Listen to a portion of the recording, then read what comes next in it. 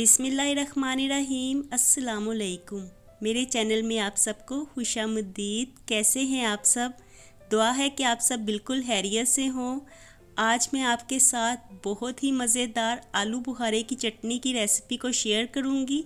और ये चटनी तो सिर्फ शादियों में ही दिखाई देती है, लेकिन आज मैं आपको बताऊंगी कि कैसे घर में हम शादियों वाली चटनी को तैयार कर सकते हैं।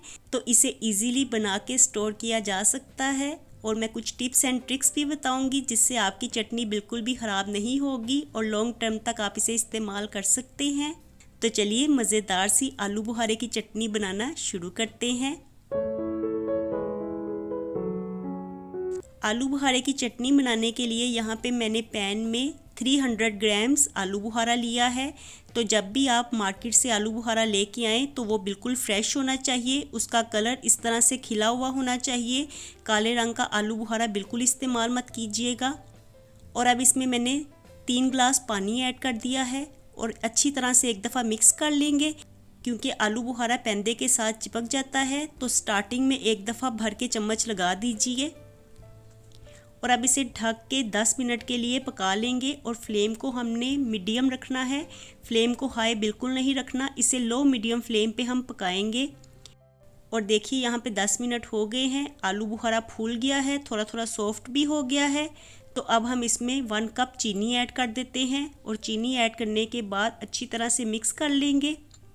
और अब इसे ढक के 10 मिनट के लिए दोबारा पकाना है। तो लो मीडियम फ्लेम पे ही हम इसे पकाएंगे। और देखिए यहाँ पे 10 से 12 मिनट आलू बुखारा चीनी और पानी में पकता रहा है। तो यहाँ पे चीनी की शीरनी निकल आई है और चटनी हमारी गाढ़ी होनी शुरू हो गई है। और अब हम इसमें थोड़ा सा नमक ऐड करेंगे। ये बिल्कुल 2 चुटकी के बराबर नमक है, यानी 1/4 टीस्पून है। और साथ ही 1/4 टीस्पून मैंने पिसी हुई लाल मिर्च को ऐड किया है। और इसके अलावा यहाँ पे कोई भी स्पाइसेस हमने नहीं डालने। और अब इसे मिक्स करके मज़ीद 5 मिनट के लिए पका लेंगे ताकि चटनी हमारी गाढ़ी हो जाए।